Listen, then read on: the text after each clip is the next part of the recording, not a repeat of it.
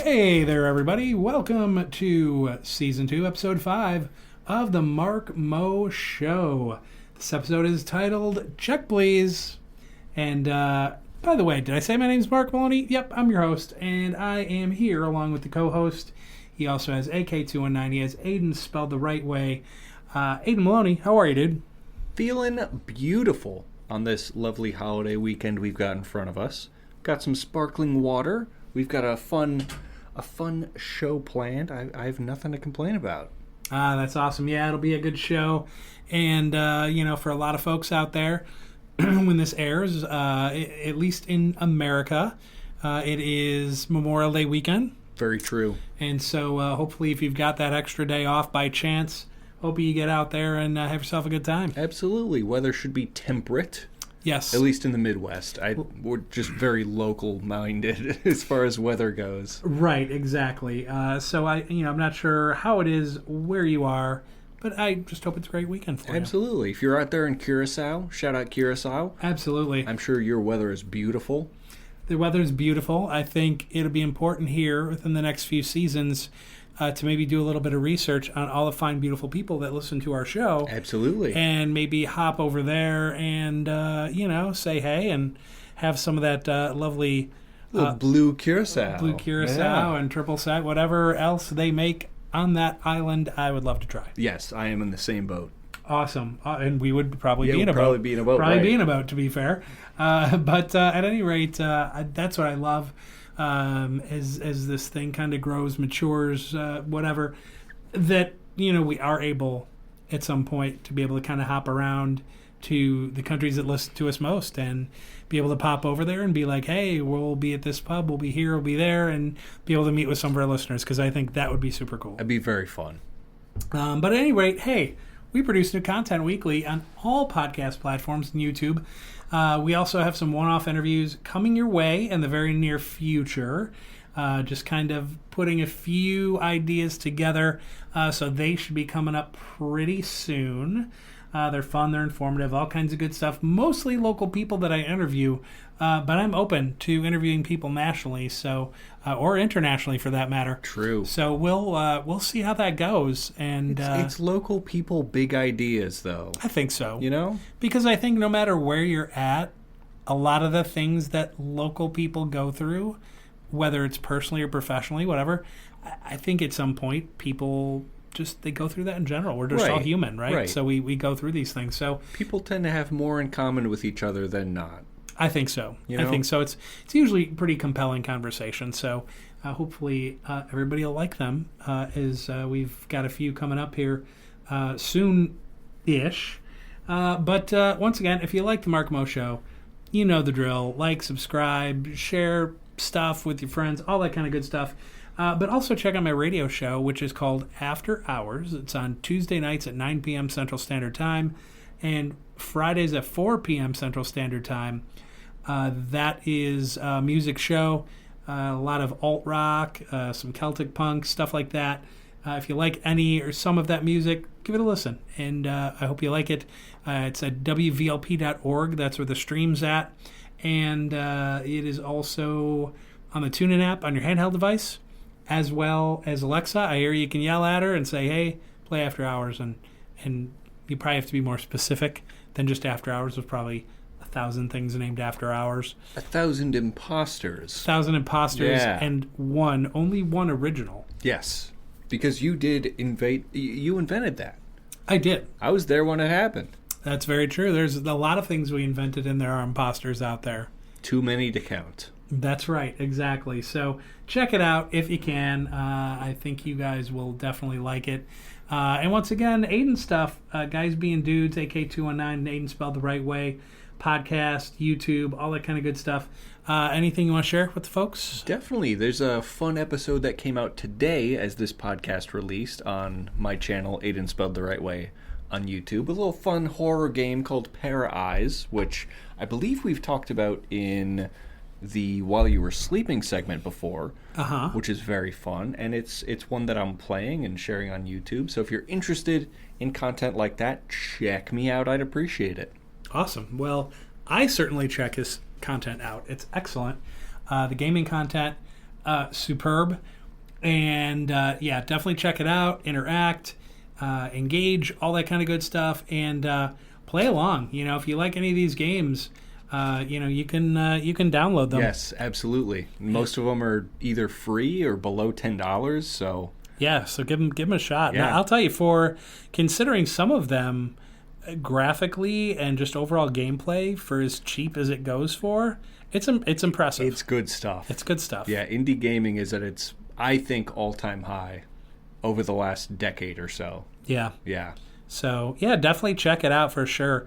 Especially GeoGuessr is kind of one of my favorites. That's fun. Yeah. That he does, and check out the latest one because it's freaking hysterical. It's grand. Yeah. It's really good. I just kind of enjoy. And here's the thing: this is kind of where I like, where it's almost kind of interactive. Is that, you know, he'll kind of take a right or he'll take a left. And then he'll be like looking at things, trying to decipher where the hell he's at, because that's the whole point of the game. And I'll be like, "Oh, there was a sign." I'm like, "No, go back to your go back to your." And I'm sitting there, I'm like, "He can't fucking hear me. What am I doing?" But that's what makes that game so much fun. Yes, I agree. You're like sitting there and you're like, "He can't hear me. Why am I talking?" And half the time you're on a time crunch too. So like, I even got a comment on that GeoGuessr episode I posted recently. Someone was like, "Oh." It was a guess. I think I guessed southern Pakistan, and the answer was Thailand. And I zoomed in on a sign, and I was like looking at the script. I'm like, I don't recognize that script, but it looks like South Asian. And they pointed out, like right below that, in English, it said Thai massage. Oh no! And I missed it because I was trying to move fast, and I'm like, holy shit, they're right. I just completely fumbled the bag. I had the perfect answer. Yep. Like, man. That's it exactly. And you just have to, sometimes they throw you those little nuggets and you just got to look out for them. But like that one where they put you in the alley or wherever. I'm like, oh, yeah. I'm like, how the hell is he supposed to tell where he's freaking at? Right. And he's stuck. And now there's a part of the game in GeoGuessr, you can move about. And like you can in the Google Map program or whatever, kind of moving through the streets and things like that. So that's kind of the point of it. And you get a timer and you kind of make your way around and try to figure out where you're at. But like in some of the games, you plop in a spot and that's your spot and you got to figure out where the hell you're at. But they plopped him in this alley. I'm like, Jesus, dude. I'm like, how the hell are you going to tell where you're at? Right. Because it looked like an alley in maybe anywhere in like 3/4 of the planet. Yeah, that was a tough one. Yeah, no doubt about that. But yeah, check his stuff out, man. It's very entertaining. Now, moving on to what we're going to talk about this week. It's okay. So I think it's fair to say that despite being a low-level menace, which I claim to be, whether that's fair or not, I don't know. This guy might know. I'd say fair. Fair. Gets the fair approval. Low-level menace, maybe a little shit on occasion. Just as a treat. Exactly. But I think it's also fair to say that, like, I'm a good person. I'm a good human being, right? And I'm a friendly person. Like, I can go to any restaurant, any bar, any event. I'll go by myself. I don't care. If I got people to go with, cool. If I don't, also cool. Because guess what? I'm going to make a new friend. I'm just kind of confident that way. But, you know, I greet people with a smile. And then, like, if I see someone that kind of looks down or something's going on up in their brain, I'll take the time to listen to them, talk to them, maybe get a smile out of them if I can. And I suppose I got that from my dad, who was that way with everyone he met. And when I was young, I sussed that out. Like, I picked it out, and I could kind of, I think I was a little bit more advanced than a lot of kids my age growing up, especially in public schools. Because my parents treated me differently. They talked to me more like an adult from a young age. Sure. Probably being the last of 5 kids. Maybe they just they were so used to communicating with older kids and teenage kids that they just communicated differently with me. I'm not sure. But I always felt like I handled adult conversation better. And I think, to be fair, which, you know, Aiden and his 3 sisters, I always felt you guys were similar in that fashion, in that maybe the way you were raised or your homeschooling or some sort of combination of it, where you almost felt more comfortable with more mature conversations as opposed to Sure. goofy adolescent communication. Yeah, and I would agree with that. I don't think necessarily, like, I'm sure I had my moments. I was not a perfect child. I was an asshole at times, if not maybe a majority of the time. But I do agree.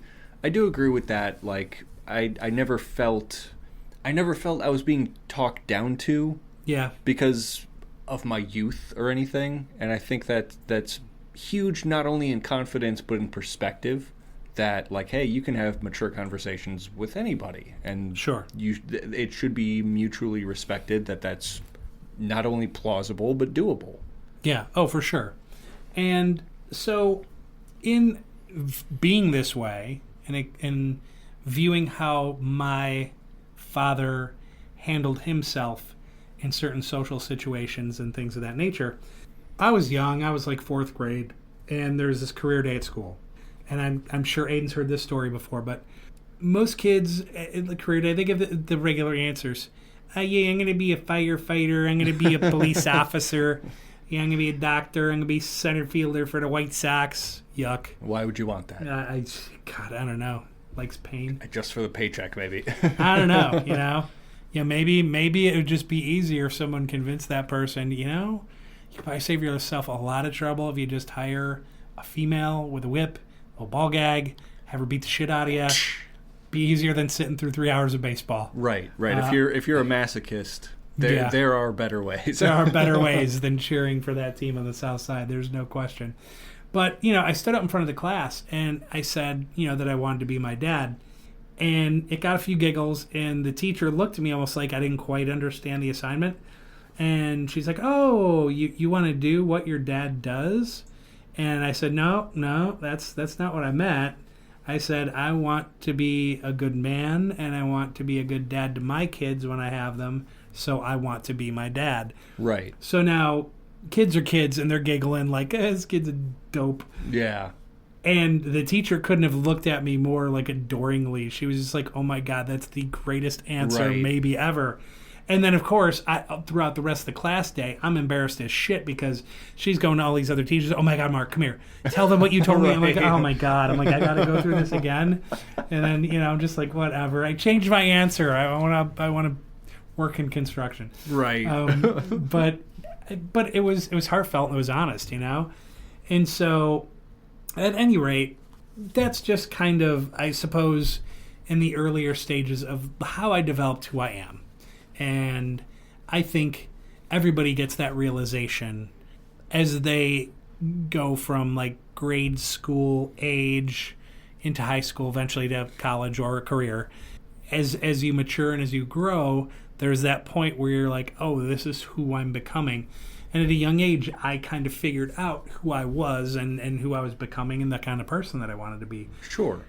So anyway, massive fast forward to this past year.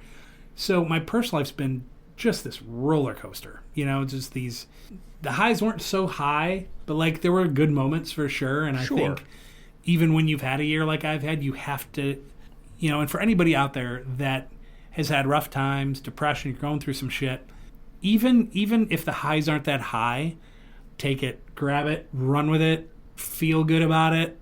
Because sometimes it's all you got, man. Right. And you got to live in the moment and appreciate that. You really have to. And while the dips in that roller coaster, I'm certainly to blame for some of it. And I'm not one for making excuses. Does anxiety and depression play into how you react and those sorts of things? It does. Doesn't always mean other people are sensitive to that and what you're going through. And so that at times causes problems. Sure. Without a question. But, I'm not perfect. None of us are. But the treatment I've received from some individuals that I've cared for a lot, it's just insane. And I used to say pretty regularly that friends are the family you choose. Well, perhaps now, a year and change later, perhaps I chose poorly with a few. Maybe it's possible. I don't know. And so you kind of reach a point where you're like, am I just going to continue repeating this process of like going out, making a new friend, having some weird ass shit happen, and then it's like start over, and you're just like, I'm I don't even know if roller coaster is right. Maybe that's more like a merry-go-round. Right. Where you're just going round and round and round. And you're like, oh my God, I got to get off this fucking ride. But, I've come to the conclusion lately that maybe I should close myself off completely. Now, I did this shortly after my divorce, and it wasn't her fault or my fault. It was probably one of the easier divorces in the history of divorce because we still liked each other. It just didn't work. Sure. Anymore. Yeah. And we realize that, and we get on fine now and support each other, and more importantly, support our kids. So that's like a super important thing. But as it pertains to like friendships and stuff like this, it makes you scratch your head. I thought too, as I was thinking about this, getting ready for this show, there's a guy, Stone Cold Steve Austin. If you're a wrestling fan, you know exactly who I'm talking about. Anytime you hear glass break, it's just you immediately expect like yeah, and for him to come down, hell yeah. Yeah, for him to kind of do his whole thing. But one of the things he always used to say is like DTA, don't trust anyone. And you hate to be that way, but after some things happen, you start sinking back into this mode where I was for a while, where you kind of close yourself off, right? You build the moat, you build the wall, and you're like, we're just going to do this for a while, and we're just going to kind of be that non-player character that just kind of moves around, because if that's the way I'm going to be treated anyway, might as well just operate that way. So I've kind of checked out, hence the title of our lovely episode today.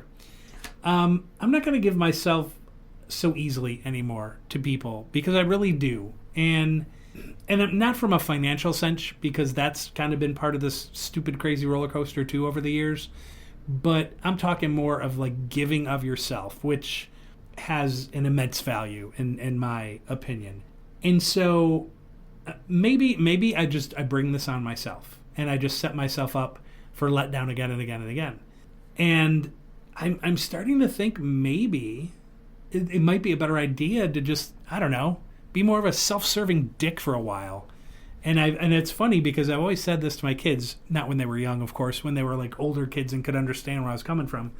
But I would threaten that sometimes, where I was just like, I'd have a rough week, and my kids are like, "Hey, fuck you, old man." And me and the wife would say that in your head. Oh, perhaps. Sure. That's how you receive. Yeah, and the assholedness of your children. There you go. And so, but I did it to mine. So it's part of being a kid and growing up. I get that, and I don't harbor any ill will over any of you for that. Sure. But it's life. And so this was like one of those weeks, your kids are like, fuck off. And you're just like, you and the wife might be not hitting it off, and work's a pain in the nuts. And you just think like, I'm too fucking nice. I am just too nice of a person. I'm done. I am done being that dude. And so it's like being a self-serving dick is on the table. It is, the dick is on the table. Sure. As it should be. That's grand. It really is. So, I don't know. Perhaps if I just care more about me and not give a shit about the rest, maybe that's the way to go. But it's hard for me to say, by the way, because it's completely against my nature and who I am to operate that way. Like, I think it would be really disingenuous if all of a sudden I just became kind of quiet around people, and I was just kind of like, nah, whatever, and I was just kind of like a dick or whatever. It would just be disingenuous because I'd be acting. Sure. I don't think I'm changing who I am, because I think anything's habitual, right? So it's like I would have to act and be that way for like a super long time to be like, oh, that's the new me. Sure. Because otherwise it's like, why would you do it unless you're like, okay, I'm committing to this. I'm committing to changing who I am. And I think during your life that probably happens to people one time or another. They have an event or whatever that changes people. Geographical relocation's on the table. And I've been thinking about this. I did it once for a year, but my kids were young and being away from them sucked. I mean, wake up every morning and smash yourself on the face with a hammer.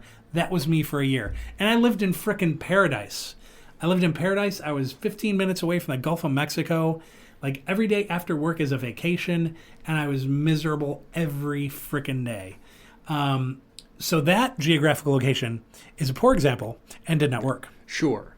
However, tested the waters. but I tested the Yeah. waters. It's probably just bad timing on testing those waters. But I think now it's on the table because even though I have a job and it's a good job, they seem to like me and I'm doing a good job, so whatever, it's there. But I still think, why not? Why not throw resumes to places I might like to go? And if you throw that line out there and a fish bites, why not think about it? Sure. Yeah. What is stopping me? Yeah, it's a fair point.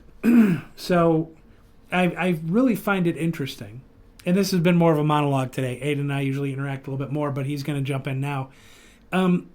Number one, have you ever felt this way? Like there's a period in time where like things aren't going great at work or personal life, things just like a bunch of stuff are coming up and you're like, F it. And you just maybe think, because I know there's a lot of ways in which you and I are alike. And I think that kind of wearing our heart on our sleeves, big heart kind of, like I think you got that. So I apologize for that. None taken. But like, have you ever felt that way? And when you feel that way, do you brush it off? Do you be like, oh, it's a bad day, it's a bad week, whatever, things will rebound, things will come around? Or do you be like, man, I got to make some changes, I got to do this? Like, what goes on for you in that sort of a situation? Well, to answer the first question, have I ever felt that way? I would say yes. I think after my previous relationship, which was god-awful, I mean, I was mentally and emotionally manipulated for a year and change, and that was just a terrible time. And I know that negatively affected my family members, my sisters, my mom, you. I mean, that was just a really terrible time. And I think after that, I definitely had a phase, kind of how you were mentioning, of just like, no more Mr. Nice Guy. Like I'm done. Like I have to not allow myself to be manipulated like that. And I naively thought that the best way to do that is just to not really put myself out there as much. But that kind of changed because shortly after that I met my girlfriend. Or no, we had known each other, but we shortly, a couple months after I broke up with my ex, we'd started dating. And that's kind of when I realized, like, yeah, the whole closing myself off thing wasn't really panning out. It wouldn't have gotten me anywhere. Yeah. So that couple month period, maybe closer to a half year, that was probably the closest I've been to where you've mentioned you're at, of just like, I'm not going to be that guy again. I'm not going to allow this to happen to myself for my own well-being as well as those around me. But that's too simple. That's too simplistic. That doesn't pan out, in my opinion and experience, because I feel whenever I get in a mood like that, where I'm feeling very negative and negative things are happening around me, I find myself going back into that same mode of like closing myself off, just not talking as much to anyone around me. And it's just not helpful to do that. Right. You know, it's not helpful to do that because the only people you're hurting are those who are around you, which are most commonly your loved ones, the people you care about. And that's not... You can't call that like being a self-serving dick, because you're not serving yourself and you're clearly not serving those around you. It's more so a coping mechanism, I've found, that just simply doesn't pan out, because I've found when I get in real negative moods, especially ones that last a while, it's a coping mechanism in the fact that I don't want to explode on someone, right? I don't want to unjustly take my anger out on someone that doesn't deserve it, or perhaps doesn't even know I'm upset with them because I simply haven't communicated that fact. And that's my own wrongdoing, right? Is not communicating well enough. So coming to that realization and realizing that your actions are 100% under your control, the what happens around you isn't.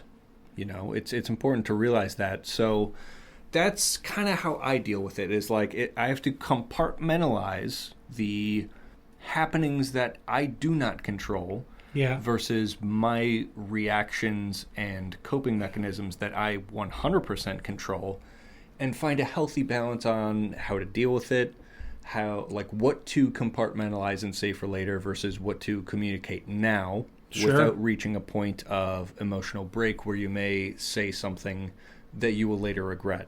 So I absolutely know where you're coming from, but I think I feel as if I've reached a point where I can determine when I am and am not okay, and how to deal with it in those certain situations. And I'm not great at it, but I at least have the knowledge to know, like, okay, I've been laying low for too long. I have to not do this, not cocoon myself. Sure. Because that's not going to be good for me. So it's finding a healthy middle. And like most things in life, blah, blah, blah, moderation, you just have to find that healthy middle. Yeah. Yeah. Wow. That was really good. And a very sincere answer. And I appreciate that. And then I was going to kind of follow that up with, so you have these moments, things are sideways, they're not going great for one reason or another. Do you feel young people, younger generation, let's just Gen Zers or whatever, millennials versus, Gen Xers, do you feel that when situations come up today, that you guys handle them better than older people handle them? Or do you think that age maybe isn't as much of a factor, that maybe it's just more circumstantial, just depends on the circumstance? I 100% think it's circumstantial. And I know there are legitimately historical medical issues with certain generations, like Gen X and boomers literally have more lead in their bodies than is healthy, and lead can cause things like emotional instability, fits of rage, things like that, because it just does that. So I don't want to put that on boomers or Gen X of like, as an excuse, I have higher lead content, so I'm going to be more emotional. I think that's not fair to do, but it is important to recognize that we ate everything out of a Teflon pan, right. So we have all sorts of shit. So Gen X and boomers definitely have more lead, and of course Gen Z and Gen A are going to have more microplastics in their bodies. Yes. We have no idea how that affects people just yet, because it's such a new discovery, but that can play a role. That can play a role, because I've seen graphs where you can see like the quantity of lead tested in the air closely resembles the quantity of like violence in schools. And the graphs, I know correlation versus causation, but the graphs are so eerily similar. The peaks happen at identical times. The fall off happens at identical times. It's too accurate to simply be to just brush correlation, that off. Right? So there is that point, and I think that's important to make. But every individual treats wrongdoing and stress and depression and anxiety differently. Everyone has their own different coping mechanisms or outlets, if you will. So I don't think it's an age thing.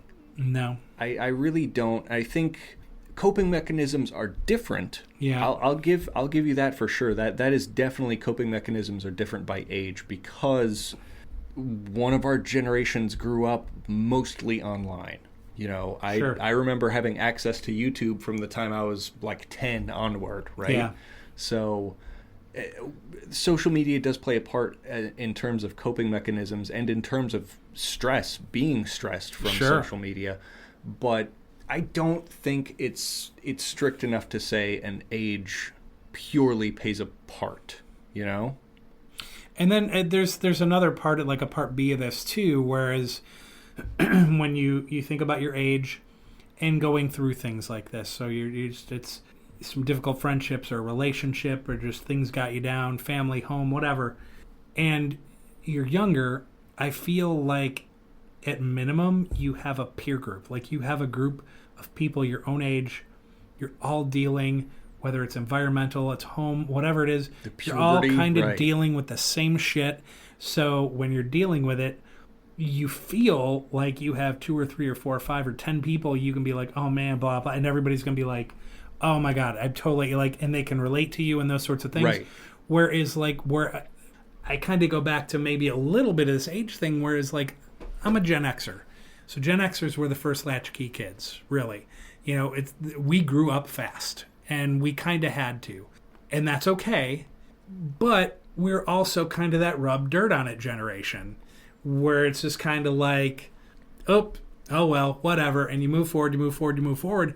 So self-care just wasn't a priority. Sure. For us.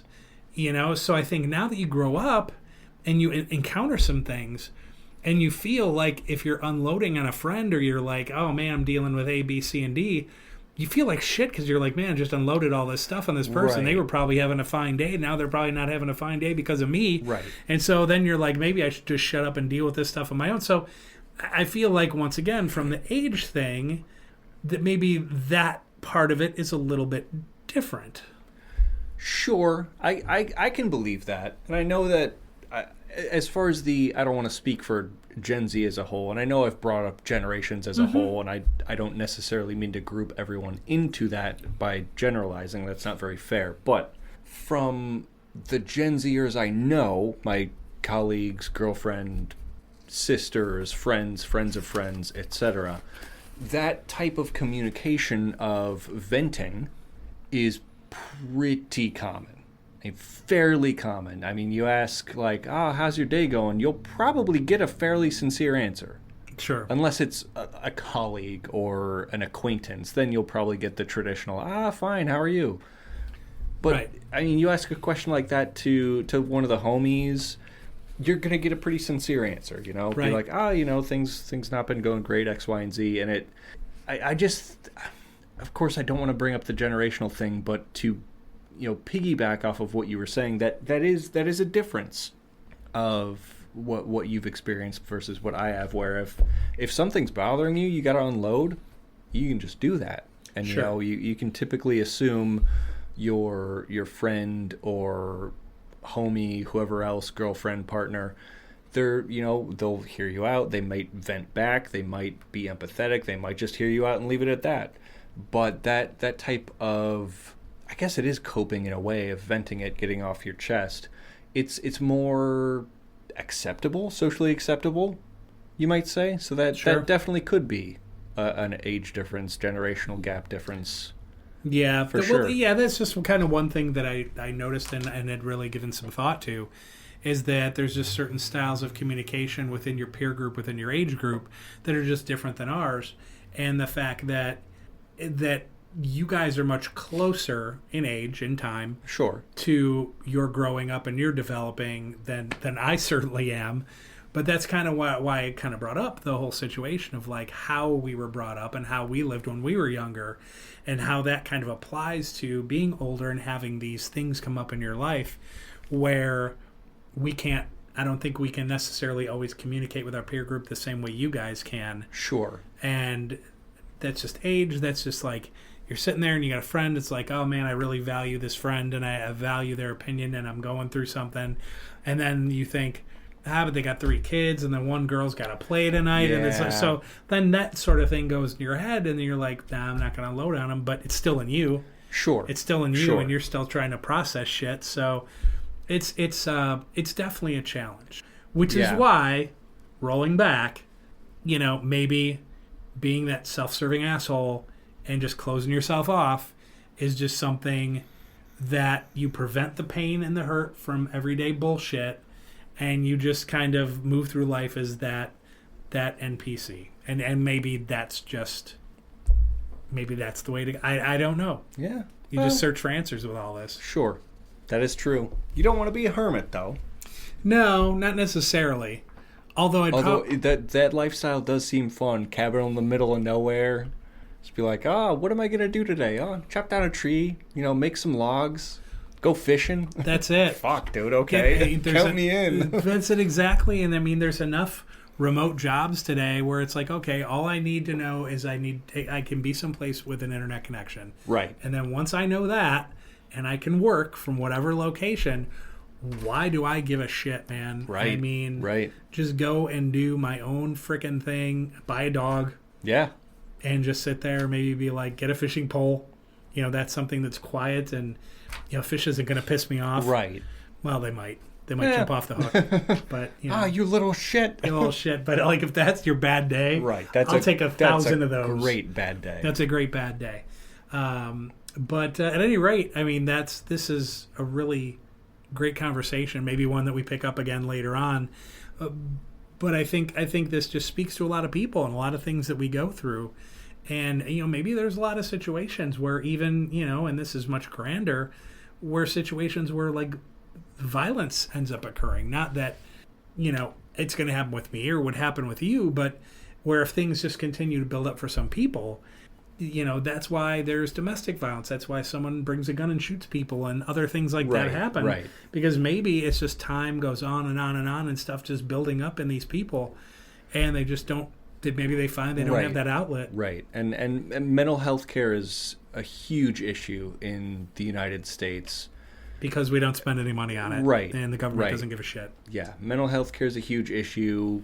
Gun ownership mixed with mental health care is a real issue. A lack of mental health care is a real issue.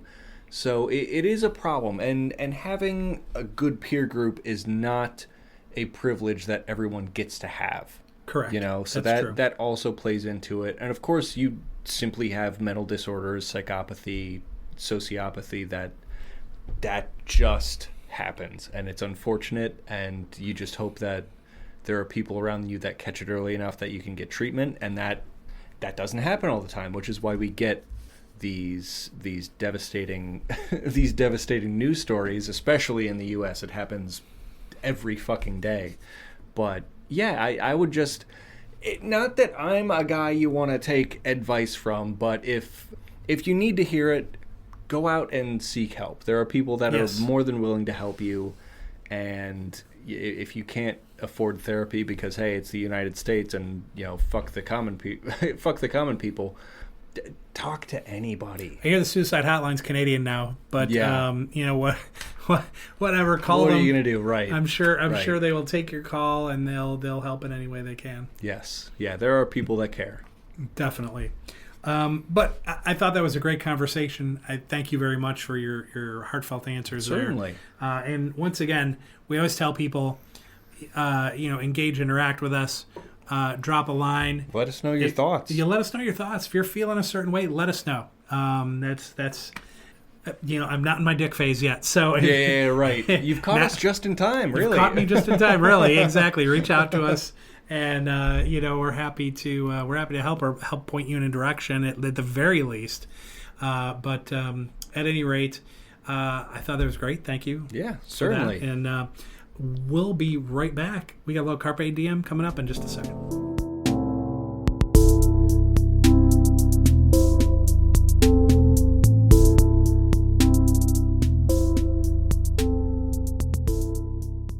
Welcome back, everybody. This is the Mark Mo Show. I'm your host, Mark Maloney, along with Aidan Maloney.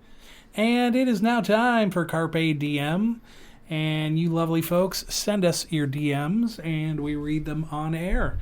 And it could really be anything. Could be a question, and maybe we'll answer it. We don't have to.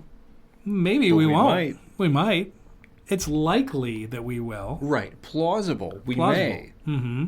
But we are under no obligation. It's not in the contract we signed. Nope. I've looked at the page. A well thought out contract. Well thought out contract. It's written in crayon, but it's okay. It's fine. It was drafted by Mitchell Trubisky. It really was. Who shouldn't have been drafted. Really was. I mean, he graduated from doing Connect the Dots. So, at any rate, we have DMs, is my point. And, Aiden, what do you got for us this week? Got some DMs here. Our old boy, at Hambone. Hambone. My man. If you could pick your last words, what would they be? Oh, man. It's a tough one. Ooh. That's a tough one, because it's like, do you want them to be profound or do you want them to be silly? And I walk a fine line. I walk a fine line in life where I pride myself on being pretty much 50% silly and 50% profound. Sure. So I'm torn. But I think I would lean towards silly, and my last words, if I'm feeling a little vitriol, I would just want my last words to be like, fuck you, to like whatever caused me to die. You know, if I was murdered, shout out America, then yeah, my last words would be like, fuck you. But I don't know, if I'm sat in my deathbed surrounded by my loved ones, I would just maybe crack a little silly joke, you know? It's like, what's the difference between garbanzo beans and chickpeas?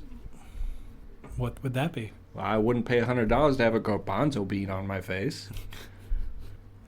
Eh? Okay. Yeah. Okay. That's and good. then I would croak. And then just check out. Yeah. Pee. That's excellent. See, and I agree with that fuck you thing, but like it depends who's in front of me when I'm dying. Like if it's my kids, I'm not going to be like, fuck you. Although That would be funny. they would be funny and they'd at least get a kick out of it. Right. They'd be like, fuck you too. You're dead now. My man. But like, I mean, that's just us and how we work with each other. But then I also, like, if something more playful, I do like the idea of being like, hey, okay, so I have this box. Right. Like buried treasure. I have this box, and inside is, and then just check out. And then just check out. And leave everybody like, what box? Yeah. Where is it? Like tearing my shit apart. I buried my millions under the... That's it. That's it. It's like, no! Yep. That's, so I like that part of it. Yes, I agree. Next question I received is from Def Not a Fed, asking, what's something illegal that you regularly do? Well, not a Fed. Speeding, I would say. Sure. Speeding, within reason, you know. In the U.S., anyone that does kilometers per hour, they're going to feel a little different about this. But usually in the U.S., you can get away with about 7 over the speed limit, typically. Sure. And my job, my career, allows me, it's still illegal, but they allow me, without docking points, to go 9 over. So I always go 9 over. Like, you're not going to dock me, and typically cops don't fuck with us because we're local delivery. So I go 9 over. I don't full stop at stop signs. What else is there? That's kind of it. The only other thing, Usually just traffic violations, not full stopping, going over the speed limit. That's kind of my illegality. Yeah. Hypothetically, that I might do. In a hypothetical world. In a hypothetical world. Sure. I would say in the past, nudge, nudge, wink, wink, I might have partaken in some herbal supplements. Oh, sure. Oh, yeah. And we happen to be in a very non-friendly herbal state, whereas all the other states around us are. It's still called the devil's lettuce here. Yes. Yeah. So in the past, that was nudge, nudge, wink, wink. Hypothetically, if I were to do that, we would partake. Hypothetically partook in. That would definitely be one. Did I punch a guy in the face for abusing his girlfriend? That was within the law. Well, the law let me go, so I figured I was within the law. I was clean, so that was self-defense. That's legal. He did take the first swing. Yep. To be fair, yep. I gave him a chance. I gave him a get out of getting your ass whooped by Maloney card. Yeah. He chose. Those are rare to come by. Those are rare to come by. Yeah. Had I been more amped up, like somebody was attacking me, it would have been a different situation. But in this particular case, dude, well, okay. So I'm not going to go into details. I'll just say I stepped in just to support this girl who was much smaller than this big fat ass. And so when I stepped in between, I was trying to help her. I was facing away from the guy. Kicks me in the hip. Like, who kicks someone in the hip is like a starter? And I thought to myself, the hell? And lucky I've had training in a few different disciplines. One is wrestling. And so I did this little kind of kneel down pivot thing where you're able to like pop back up. Yeah. And I did that and I faced him like, what are you doing? And like I gave him that chance. Yep. I gave him that chance to be like, think about what you're doing, back up, let me check this girl you just clocked. Right. And maybe just walk away. That would have been great for him because he could have walked away, I could have helped her out, and EMTs could have come, whatever, which they did. But he took a massive roundhouse. Like it took a day to get anywhere near my face, and I'm like, well. You clocked that up from a mile away. I did. And I just waited, and I did a duck, and when I popped back up, jacked him once to the nose, again to the face, dropped like a big tree. Oh, yeah. Like a big tree on the ground. My wrist still hurts today. This happened last summer. Yeah. And my wrist still hurts. I'm sure I broke bones in it. I think we covered that story on an AK-219 After Dark. I think we may have. I think we did. That was a story. That was shortly after that happened. That was like the next day or something. I think it was. Yeah. I think it was. Because it hurt so bad. Yeah, your wrist was rough. Guy so hard. And plus I hadn't hit anything or any bag or anything in a while, so that was something. But yeah, man, so quote unquote illegal things. Nah, that's legal. That's legal. It's legal. You take a swing at me. Damn right. Fair game. Final question I received today. Twilight Fan 1000 asks, would you take 1 million United States dollars, but every full moon you turn into a genuine werewolf? That's tough. That's tough because becoming a millionaire would ease about damn near every problem I have. Same. In life. But then you're talking every 28 days, I turn into a murderous, forgetful animal, right? That's something that would take a while to learn to cope with or contain. You know, you'd really have to, like, Hollywood movie style, like, hey, it's, you know, full moon tonight, honey, you're going to have to chain me down and lock me away. But, I mean, a little bit of suffering once every 28 days to become a millionaire? I might be into it. Count me down as a likely. Is it likely? As a likely. I would not hesitate. Oh, you'd be in? As long... You could always move to like the Wyoming wilderness. Be in the wilderness, and like when I turn into it, I eat a bear or a deer or something like that. Like that, I could be badgers. A couple of badgers. I don't know, squirrel, whatever. I mean, I'll eat it. I'll tear it up. But then part of me thinks, I don't know. I mean, when you turn into the werewolf, how much of your cognitive ability remains in your head when you're doing this? Because if you can, and you think about all the people that did you wrong, or people that are jerks, or people that are that, well, right. Now I got a target. I got an outlet for my werewolfness. Sure. Does your cognitive brain and resentment towards people mix with the animalistic instincts and power? True. Or do they not communicate at all? Yeah, because you could just sit there and take out all your enemies, all the people that have done you wrong, take them out, because at some point you're not going to be the werewolf. You're going to turn back into yourself, and then like you see a cop and just shrug his shoulders and be like, yeah, I don't know. Wasn't me. I was home chained up in a bedroom. Oh, no. Looks like a dog attack, maybe. I don't know. That's right. Yes, wild animals are getting bad around here. They're terrible around here. Yeah. Valparaiso, these deer. Yeah, check me down as a yes. Oh, yeah, I'm in. You go. Yeah, it's the last DM I got. The last DM? Yep. All right, I'm going to read mine. This is from @Gumboggery. Gum what? Oh, no. Gumbo Gary. Gumbo Gary. It's for my boy Gumboggery. Gumbo Gary. And Gumbo Gary says, my guys, do you like New Orleans cuisine? What's your favorite? I love New Orleans cuisine. I am a gumbo fan myself. I'm not a huge seafood man. But if someone says there's a seafood boil, I might give you a shot, you know? I've been open to more. In fact, Have you ever tried crawfish? I don't know. I don't believe so. Okay. No. My mindset is I'll try just about anything once. Mm-hmm. And I think that's fair to do because how do you know you dislike something if you haven't tried it yet?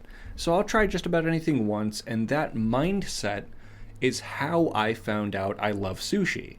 Ah. Because at first I'm like, raw fish, what the fuck? Who does raw fish? Right. And then I tried it, I'm like, oh my God, I love this. Yeah. So I'll try just about anything once. Sign me up for a seafood boil. I'll give it a shot. I love gumbo. I'm not a big soup guy, but gumbo's not necessarily a soup.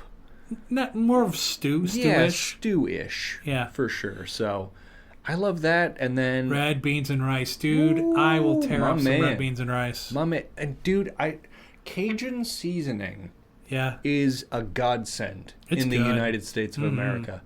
I mean, it's not a super complex flavor profile, but it's got the spice, damn near sweetness, if you will. Yeah. The spice, oh man, you put that on fries. Anything fried with Cajun seasoning is a yes for me. I agree. I definitely agree. Po' boys are good. I love it. So true. Whether you eat it with fried shrimp or you have chicken, whatever, the po' boys are money. Phenomenal. Beignets, basically just big powdered donut. Fantastic. But it's got a fun French name. But it does. Beignet. It really does. And it's not... Sounds like that thing you sit on that squirts water up your ass. Oh, yeah, the beignet. Yeah. The beignet. Is it a powdered donut? Does it squirt water up your ass? I don't know. The English call it a bidet. Bidet, beignet, whatever. Yeah, whatever. It's close. Same diff. One of them I sit on, and the other one is a bidet. So. Good point. My man. I like the way you roll. At Pterodactyl, if I offered you $1 million to complete a maze filled with hungry, angry dogs, snakes, and spiders, would you do it? 100 mil? How long is the fucking... No, 1 million. Oh, 1 mil. $1 million to do a maze. You got to get to the end of the maze and traverse the territory with the angry dogs. Dogs and snakes and spiders. Spiders I'm not worried about because unless it's Australia, the spiders around here aren't necessarily deadly. Snakes around here aren't necessarily deadly. You just get garden snakes and such. The hungry dogs is what I'm worried about because dogs are vicious when wild and hungry. Feral, if you will. It depends how long the maze is because I, in my current form, can't outrun probably half of the dog breeds that exist. Sure, oh yeah. You know, especially big dogs, I can't outrun. And if I'm in a maze, dude, they're hunting me down and I'm trying to make sure I don't hit a dead end. Yeah. So... the dead end would be a problem. The dead end would be a problem, and if I'm going in unarmed and it's a long maze, I would quicker perish than become a millionaire. I think my self-preservation is telling me I'll pass. Yeah? Yeah. Fair question, but I think I'll pass. I'm tempted, once again. It's almost Squid Games-esque, right? It is. Yeah. That is a challenging question, and once again, the spiders and snakes, just like you, I think I could do it. However, it depends on the snake. If you're talking, there's cobras in there, there's boa constrictors. Sure. There's stuff that is... I went regional. I don't want any part of a nope rope. I don't want any part of those especially whatsoever. like black widows or redbacks. If they they could just climb up your boot into your leg, be a little tiny bite, oh, you're dead. A little recluse, and you're just like, you check out. You're done. Yeah, you're cooked. You know, and once again, the dogs is like the reverse. It's like, if it's a pit bull, holy hell. If it's a chihuahua, I'm punting it. Yeah, but by yip, yip, yip, yip, yip, yip. But once again, I love dogs, so like I'd do it and I'd feel terrible. Yeah, exactly. But it's either my ankles or your life, so... So maybe it's a no. I'm leaning no heavy. I'm leaning no, because I have a hard enough time with mazes as it is. Like, I have that added pressure. Right, and the, like... There's a way to escape a maze flawlessly, is you just hug one wall, and you never let that wall go. Because that wall will eventually trace to the end of the maze, but you will hit several dead ends on the way. Sure. So unless you have an eidetic memory or you can map where you are visually in your brain, you literally just hug one wall, eventually you'll make it out. That's not going to work if I'm being chased. No, No. It will not. There's a German Shepherd gnawing at your ankle. You've got other... If I see one Doberman, holy shit, nah. No. I'm pass. out. Yeah. Hard pass. That is, good question, though. At 62444-22335. Great name. Yeah, memorable. Definitely memorable. You are placed in a pit with Vladimir Putin, and you are going to fight him to the death. I'll do it. You get to pick your weapon of choice, but note he will be using the same weapon. Ooh, that's good. Okay, well, Vladimir Putin is a feeble old man. But a former spy, KGB, he has some set of skills. Sure. But he's a feeble old man. And looks sexy as fuck on a horse without his shirt. I'm just going to say. Or a bear. Not that I would do him. Yeah. But I'm just not saying. That I wouldn't do him, but I would pick a heavy melee weapon. So I'm talking a mace, baseball bat with barbed wire on it. There you go. Something hefty where I know he's going to be slower than I am. Good point. So I'm thinking melee weapon. I'm thinking heavy, not sharp, because sharp I'm not skilled with. Heavy, I know brutality. I can do brutality, and I will move quicker than him. I will be more efficient than him, and I will win. I like it. So I am picking a heavy, blunt melee weapon. I love it. I'm going to go the other route. I'm going to pick a spoon. Because he's not going to kill me with a spoon. That's smart. And now I can just box him because I know I can box. Smart. And he's feeble and old. That's so good. So I'm getting a few jabs. I'm going to give a right cross. He's like, hey, what about that spoon? And we put the spoon up your ass, dude. You're about to get your ass beat. Honestly, that's like my line of thought, but even more genius. Because here's the thing. You give him a bat with a barbed wire... Hey, feeble old men can still get lucky. There's still a chance they'll hit you, right. If he hits you in a certain spot that's going to render you helpless. Yowza. But yeah, I'll give him a spoon. And he'll just, okay. Now what? Now we box. That's smart. I'll give you that. Points for you. Thank you. I will take what I will take what I can whatever points I can get. Last one for the day at Stoner Stanley 420. My man. Momo and Alan is a happy day. Damn right. I found out what that noise was in the trunk. Oh, God. Kevin was in there. Dude, we called that. For why, I don't know. Who put him in? He probably needs to find some clothes. That's why I haven't heard from him in weeks. He's been naked in Stoner Stanley's trunk. He's been in the trunk. Holy. He's been in the trunk. If anyone's been wondering for a while why Akin 209 is on hiatus... Well, it's because Kevin was abducted, put in Stan's trunk without clothes. So we'll have to see where this story goes. We may contact the authorities. We may just see how Darwinism, survival of the fittest, plays out. Definitely. Yeah. And anyway, best of luck to you, Stan. Good. Yeah. Best luck to you, Stan. Kevin, good luck. Here's the little naked midget hockey guy running around. My man. Good luck with you on that. Take her easy. And before we hit up our next break, we have this little segment we call the other foods, which is just that. It's not, you're not going to pull in McDonald's and find any of this shit at all. You're not going to be able to roll into your finest dining establishment. Yeah. You can't DoorDash these. You cannot DoorDash this whatsoever. This is stuff that will make a Billy Goat puke. What do you have, Aiden? I've got this little fun idea. I'm calling it mid-century madness. Oh boy. So, the 1900s were a weird time in American history because we had the big war, the Second World War, and then everyone got back, had a bunch of babies, and then all of a sudden we're turning all foods into Jell-O. So 1950s food, mid-century America, is what I want to talk about today. Because I have some really weird and disturbing food I want to talk about. Love it. First of all, the tuna and Jell-O pie. Wow, what?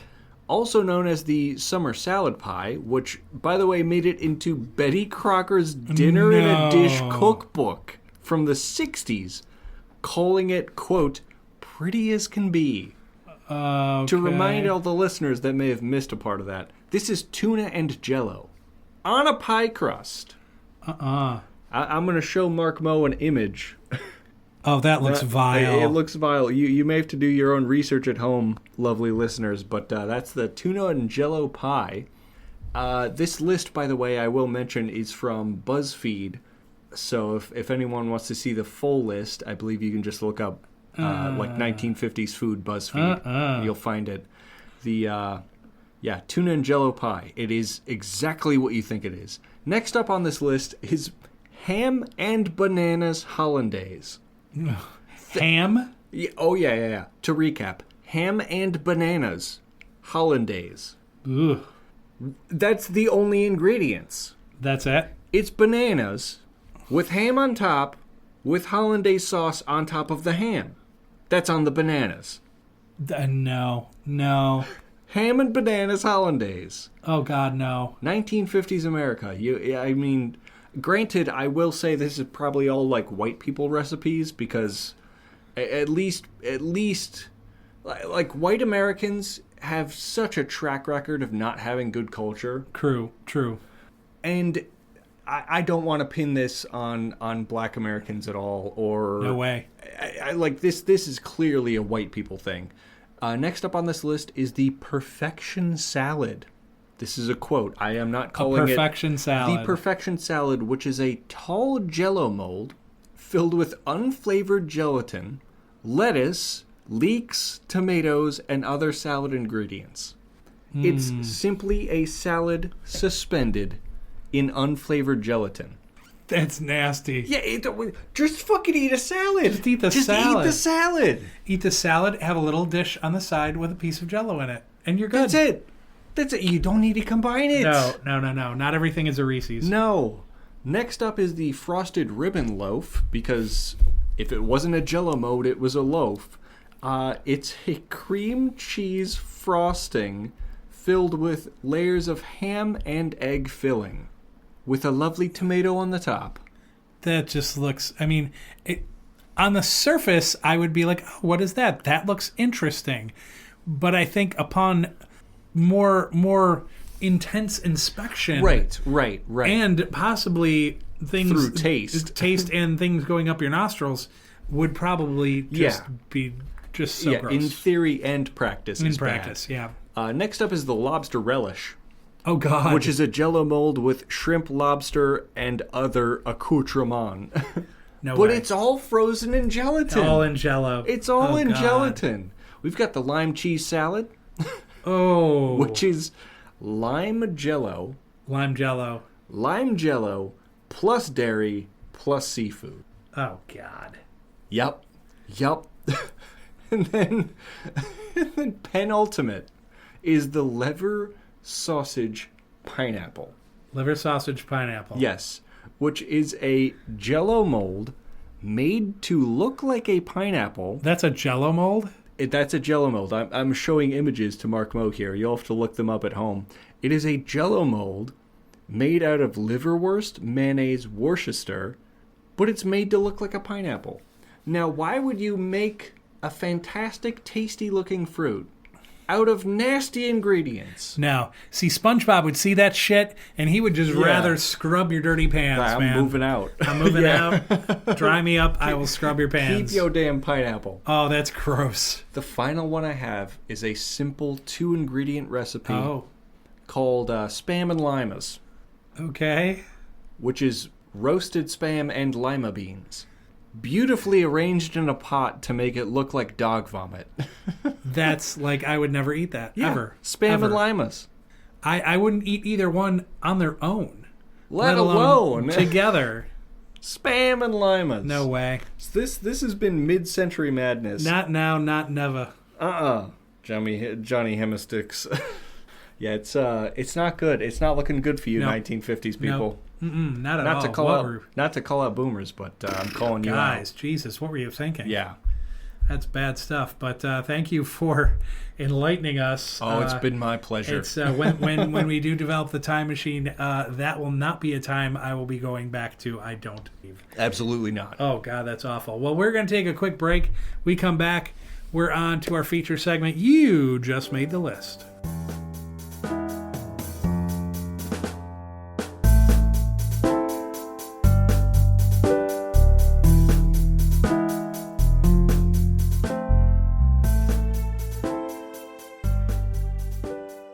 All right, we are back, everybody. This is Mark Mo Show. Your host, Mark Maloney, along with Aiden Maloney. New episode every week. Make sure you like, subscribe, share, shout out your window, whatever you want to do. Scream it. Scream it. People won't think you're crazy. No, not at all.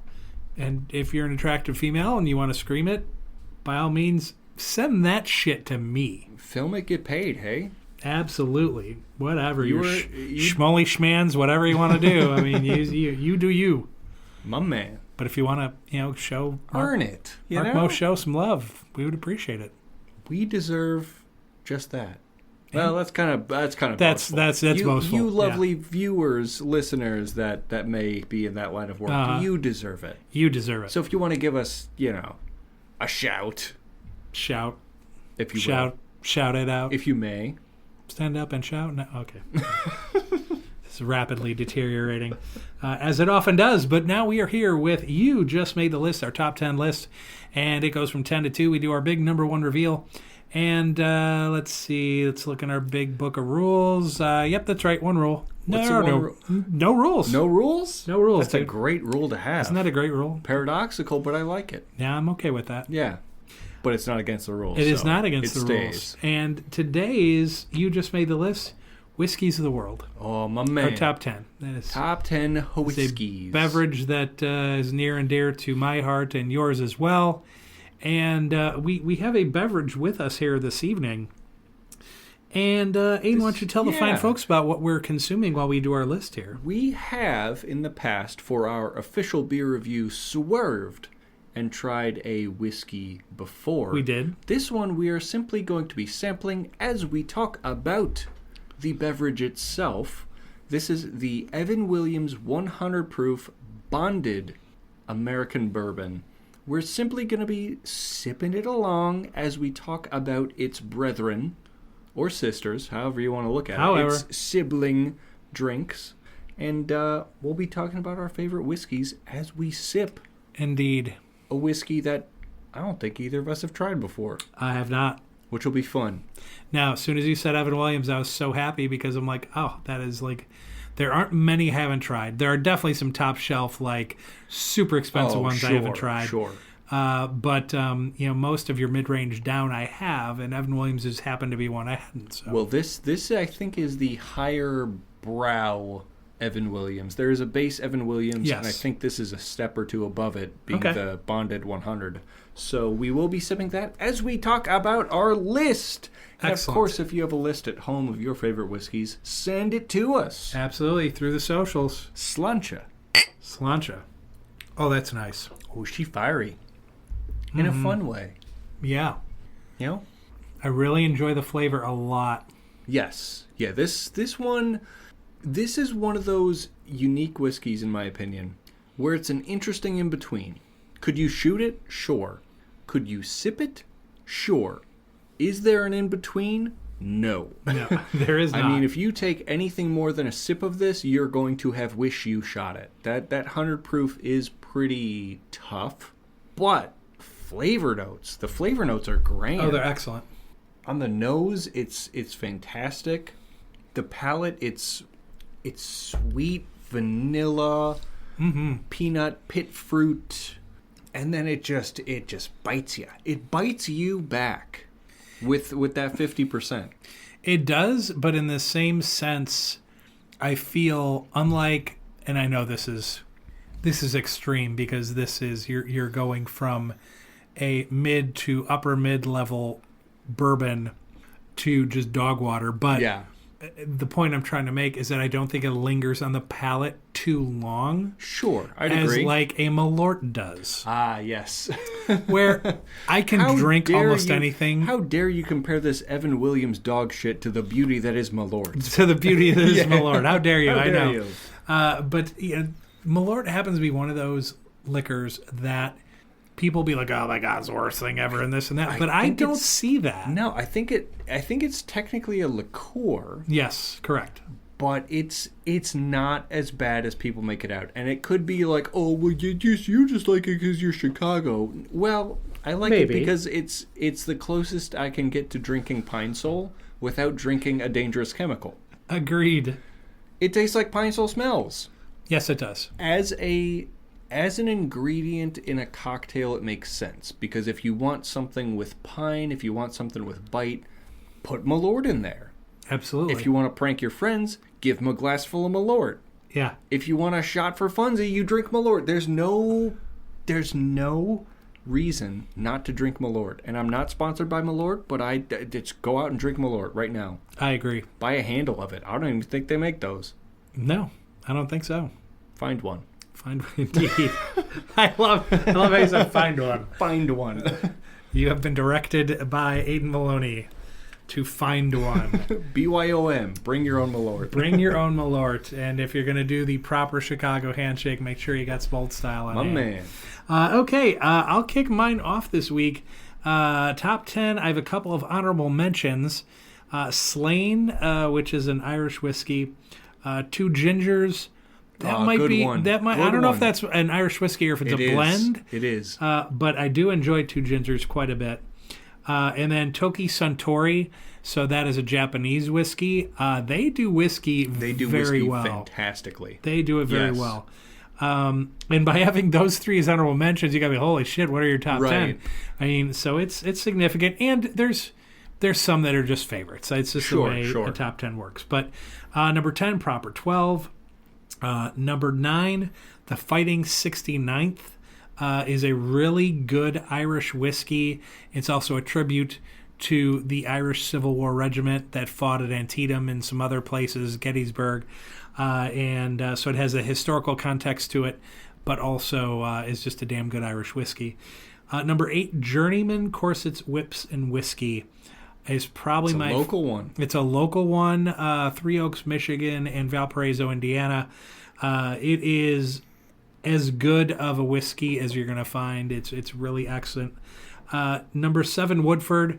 Classy. It's a classic. It's like I don't know, if I'm watching a horse race, it's like I want 2 fingers of Woodford. It's just I don't know. There you go. The marketing is just slamming me in the face. They've hit you. Number 6, Weller. Now I've only had that a couple of times. It is an upper tier allocated, but it's phenomenal. That sounds wonderful. I have a friend of mine, Austin. He used to run a bar, and he one night he was like, "Hey, blah blah," and he gave it to me. I'm like, "Oh my god, that's amazing!" Because I knew it came from the top shelf. I'm like, "Thank you so much." And it's I don't know. I'm not sure 100% what Sex in Your Mouth tastes like. It's pretty close. Got to be close, right? Close to Weller for sure. Number 5, Colonel E. Taylor Bourbon. I like it. Kind of like this, kind of like the Evan Williams, very similar. Where you got that little bit of bite, but it's still clean, and it's very good bourbon. Number 4 is one. It's kind of a mid-level, but I enjoy it very much. Blade and Bow. Oh, sure. It's an excellent one. It's kind of the fun one that comes with the key on it, and it's really an excellent bourbon. Number 3, Buffalo Trace. That's classy. Now, Buffalo Trace, I know, is kind of one of the more popular ones. Another allocated one that people come into liquor stores like, oh, you got Buffalo Trace. We're like, no. Yeah. You pretty much have to go to your more bougie bars if you want your Buffalo Trace to get that. Although, fun story, they do have it or did have it at my movie theater. So they got a full bar at the movie theater. Yeah. So my friends were going to surprise me for my birthday one day. I was like, oh, we're going to take you to the movies and this and that. Well, lo and behold, they want to take me to the Eras tour, Taylor Swift. That's right. So I'm sitting there going, oh, now I got there first. So I was just having a drink anyway. But then I kind of found out what we were doing, and they were giggling, and they were having fun, and they're huge Taylor fans, and I'm kind of like, respect her, but not a fan necessarily. Sure. And so I'm like, oh man, I think I need another one of those. Yeah. So then he says, you can pre-order your whiskey, right? I said, what? Yeah, you can order it and we'll bring it to you. I'm like, well, this night just got a whole lot. I said, I want Buffalo Trace every 30 minutes.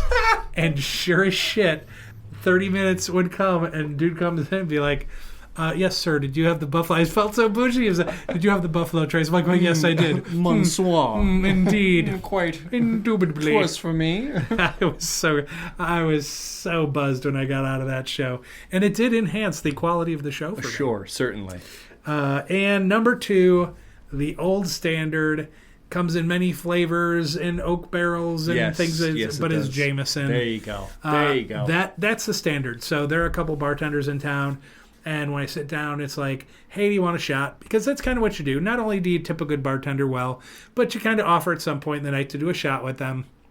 And mine's always Jameson. That's just the standard. Yep, the old Unless J-Mo. I'm doing a shot with my friend Taylor, and that might be my number 1, so I can't say it. Ooh, Foreshadowing. Curious.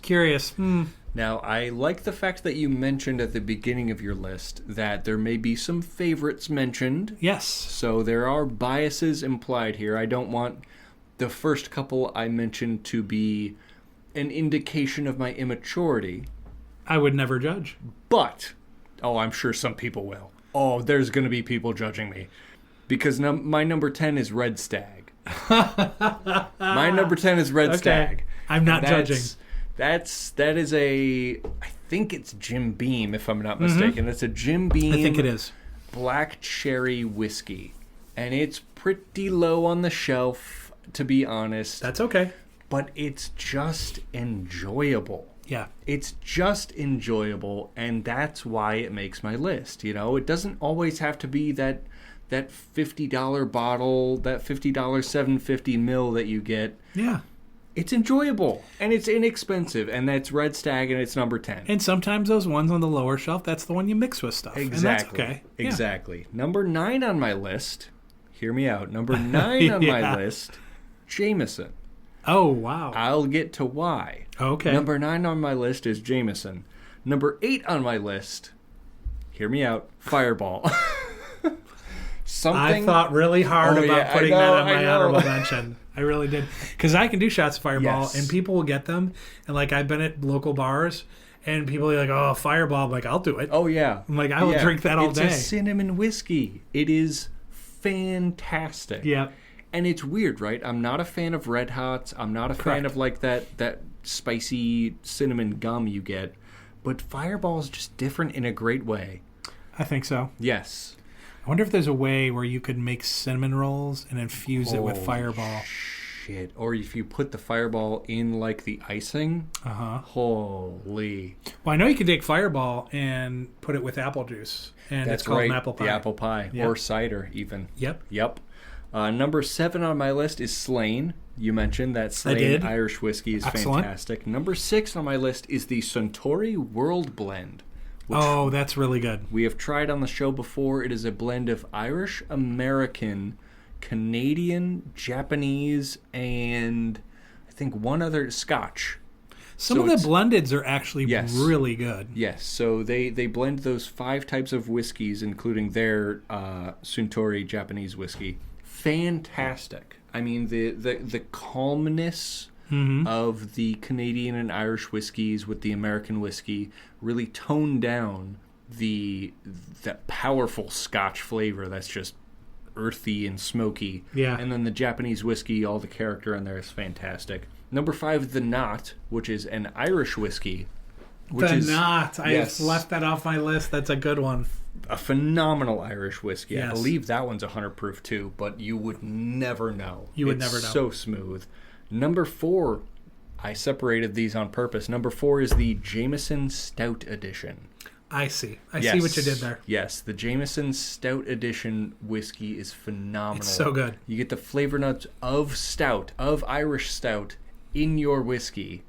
Dude, get real. Yeah. It is fantastic. Number 3, Maker's Mark.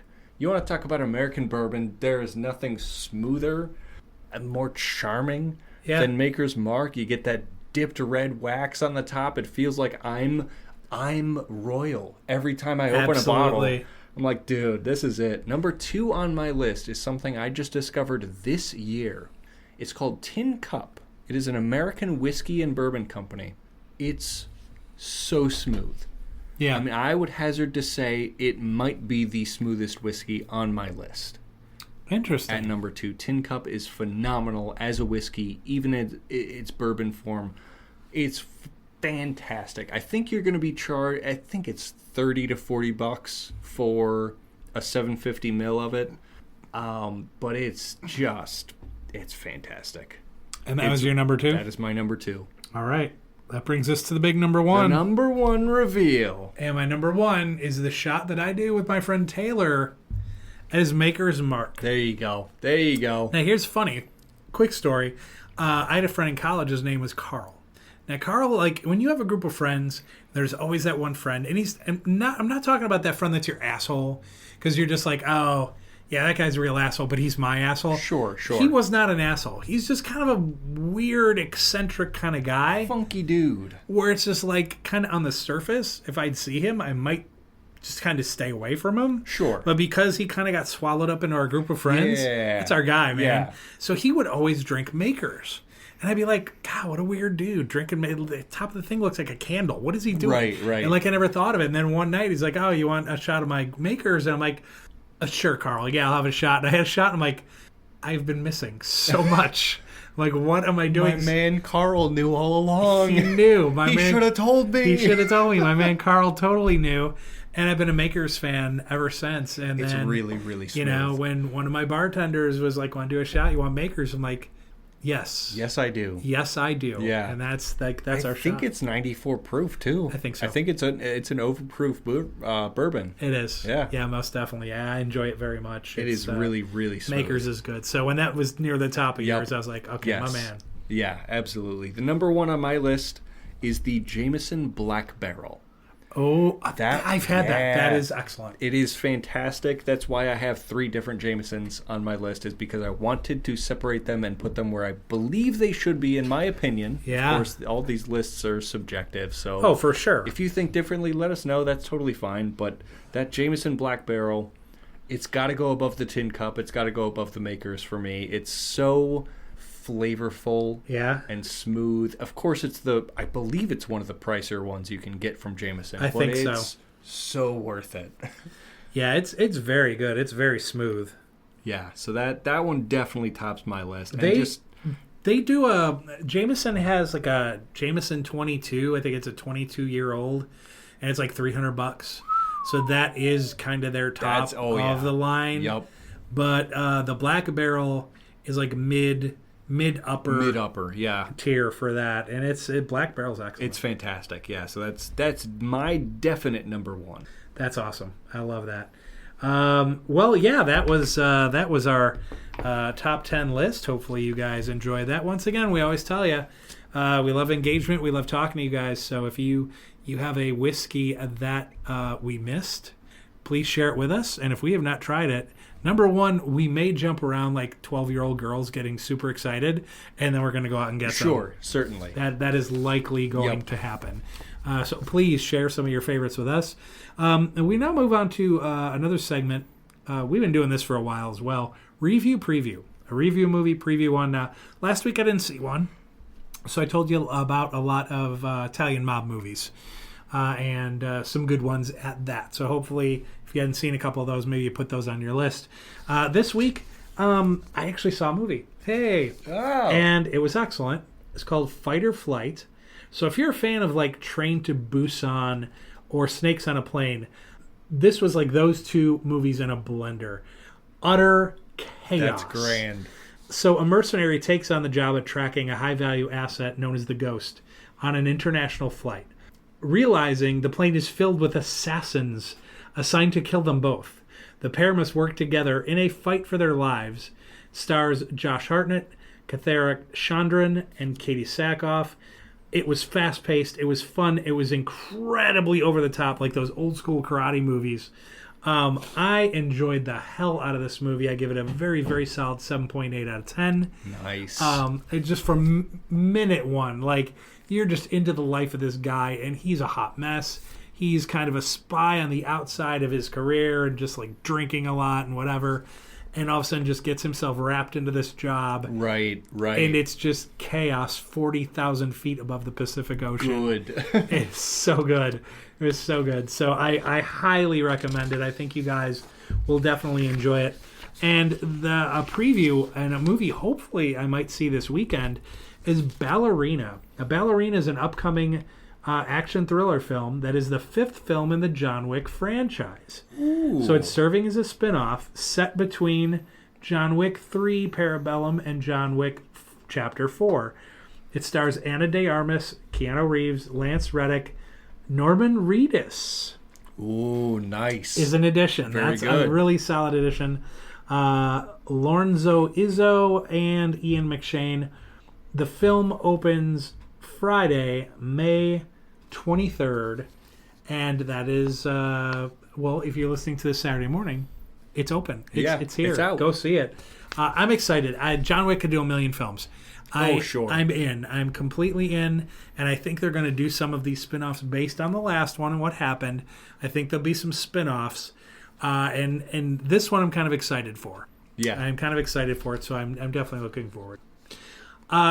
Before we hit some music and move on to our final segments, we sleep. Some of us more than others. Sometimes we snore, sometimes we're snoozing. And sometimes it rains. That's a oh, okay. That's a quote. That's a quote from. First of all, if you're out there and I just said that and you know that quote, feel free, throw it in the comments. That was from Bull Durham. Oh, nice. That was from Bull Durham. Very good. So if you've never seen that, check it out. It's a great baseball movie. Anyway, a lot of times we sleep on stuff, and in pop culture, it could be a game, it could be a movie, it could be a TV show, it could be something on YouTube, whatever the case might be. This guy susses it out week after week, doing the work. Putting the work in, putting in the time. Every day. In the mines. The coal mines. The coal mines. Breathing in all those... Okay, the coal dust. The canary's already dead. How am I alive still? It's probably all those microplastics you were talking about earlier. Oh, that's right. Yeah, I bet that's it. It's preserving me. I'm pretty sure. It's also because I wasn't sleeping. That's right. On this you were awake, my guy. Y'all were sleeping. We've got this little game. Yes. Some of us have been sleeping a while. Maybe 30 some odd years. God, I wish I could sleep. And this came out about 30 some odd years ago. Okay. A little game called Sim City 2000. Let's fucking go. Oh my God. City 2000. A city building simulation video game developed by Maxis and a couple other individuals. Released for Apple Macintosh and MS-DOS. Yes. For those who remember. Yeah. Came out in 93. So you're talking over 30 years ago at this point. Released on other platforms following Sega Saturn, the SNES, came out on PlayStation 1. Wow. We're talking old consoles. Yeah. It is so fun. It's difficult. It is a difficult game to get good at because it's unforgiving. It's unforgiving in a way that like actually building a city and like from the ground up, managing all the finances, it's difficult, but it's difficult in kind of a fair way. Sure. You know, you literally have to do the budgeting after every year. You have to zone out, where do I want the commercial, the industrial, the residential? Is it high density, low density? Where's my police, fire, hospitals? Where's the schools going to be? You literally have to think out every portion of this city. Because it's very easy to miss something. Yes. Very easy. Yeah, it's like, oh my gosh, why is this part of the city dying? It's like, well, okay, your nearest fire station's 10 miles away, so... Or you forget to connect the water pipes. Right. It's like, why? I just zoned this. Why isn't anything building? Yeah, well, your coal power plant is polluting the houses right next to it. Right next you should have thought about that. For sure. It is fantastic. And of course, it still runs on modern PCs. It just opens up a DOS box to run the game in. Oh, that's interesting. Yeah, so it literally opens up an application called DOSBox, which runs Microsoft DOS on your 64-bit Windows 11. No way. Yeah. That's amazing. So it's running DOS in the background to open up the game. I think it's still $20 or so, which for a 40-year-old game, that's kind of steep. Oh, yeah. But you can sink so many hours into that game, and there are like little cheats and hacks you can get if you want to squander away millions of dollars. You can make it happen through some little cheats, which of course I've dwelled dwelled on, put some time in. Yeah. So it's just fun. It's just fun, and of course, looking back on those types of, it's not even really pixel 8-bit graphics. That's just how graphics looked on DOS. That's right. So that's you want 8-bit pixel type graphics. That's about as genuine as it gets. That's about right. It's SimCity 2000. If you're into city building or simulation games at all, and you've got a Windows machine and 20 bones to spare, that's the history of what most simulation games are on. That's it. So it's very fun, and this is what happened while you were sleeping. I love that. I love that you brought that up, because that is a game that I used to play quite a bit, and I played it before you guys were really gamers, and then I was able to kind of share that with you guys, and it's so fun. So you could start from scratch, not a lot of money, and you were frontier shit, and you were trying to get a city going, and it is hard. Yes, it is. But you can go the other way and just be okay, start me with $10 million or whatever they start you with. And then you're kind of at least able to get a core part of the city going and start building out and do that sort of thing. But it's fun. And if you play live, you can have these massive fires. And before you're oh my God, there's a fire, 3/4 of your town is on fire. And you're well, that's that. And if you want to play God, you can spawn in disasters. You can spawn in alien monsters to come destroy your shit. You can. If your citizens get too upset with how you're running the city, they will riot and burn your city down. They get angry and they're rah, rah, rah, rah. Yep. And burn down City Hall. When you're building things, okay, so maybe you can answer this question. So sometimes when they're building things, there's this female voice. And so you're sitting there and you're putting pipes or you're putting electric lines or whatever. It's just I'm trying to splunge. Or she says something what did she just say? When the game spawns up, the Maxis logo shows and you click on it and she's articulating splines. That's it. That's it. I'm what? What does that mean? What does it mean? What are you telling me? What is an articulating spline? Exactly. Yeah, it's crazy. But great game. Yes, I agree. Excellent game. We're going to take a quick break. And when we come back, we're going to drink some beer. And we're going to finish our tier list from last week, Part 2, American Sports Franchise.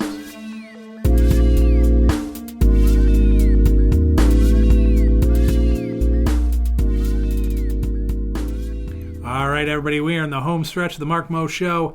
I'm your host, Mark Maloney, along with Aiden Maloney, and it is time for our beer review, post-whiskey review. Official beer review. Which, it's good times. Yeah. It's good times, for sure. As deserved. For anyone wondering, no, this is not Saturday morning for us. This is a Friday evening, so right there. Worry not. Don't judge us, please. Worry not.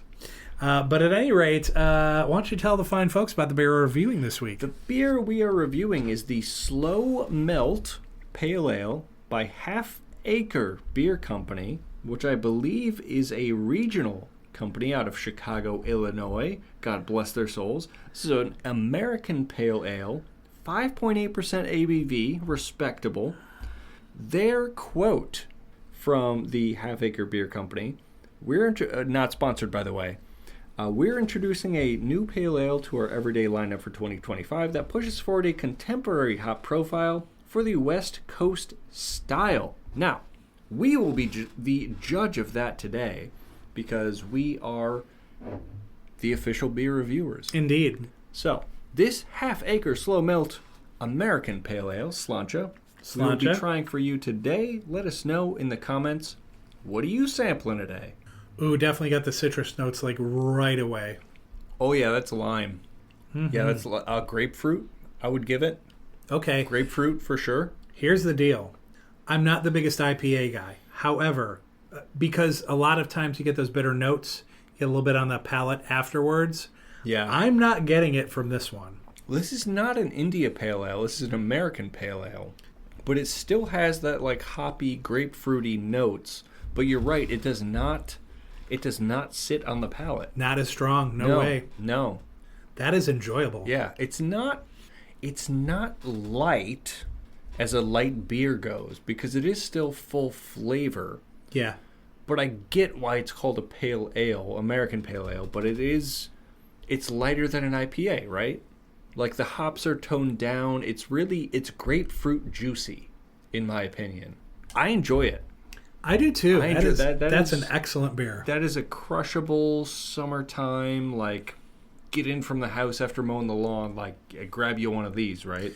Oh yeah, this is now as many people know me as a beverage connoisseur, so to speak. I am a fan of the shandy. Now, not so much. I mean, Sam Adams makes a good one. There's a couple other good ones out there. I'm talking about making your own.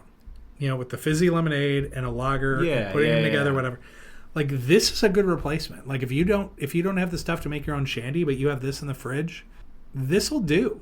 This will definitely do. I agree. Yeah, this is, and it doesn't advertise as a like grapefruit shandy or anything. It's just an American pale ale. But I think low key, you could call it grapefruit shandy. I think it's. I don't know if it's the hops or if they add grapefruit peel or something. Yeah. But yeah, that is a.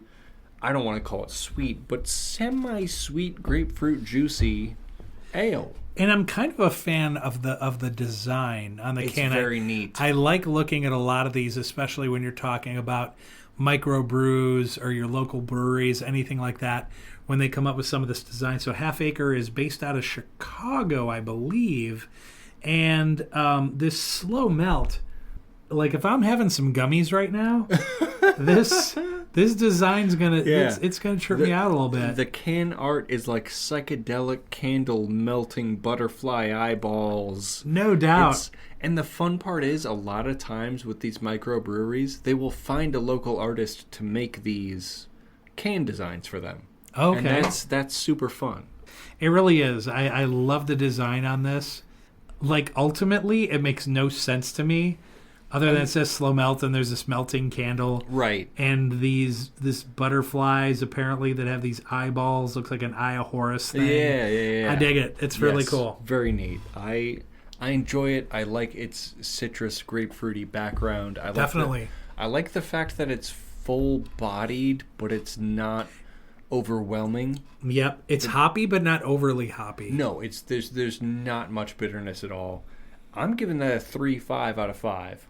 I'm going to surprise you. I went with a 3.75. 3.75, nice. Which I don't have a lot of beers in the 4s. So this was something to kind of get me to this point. I was almost at that point, like, is it a 4? And I was like, it was close. Yes. It was definitely close. That definitely says something.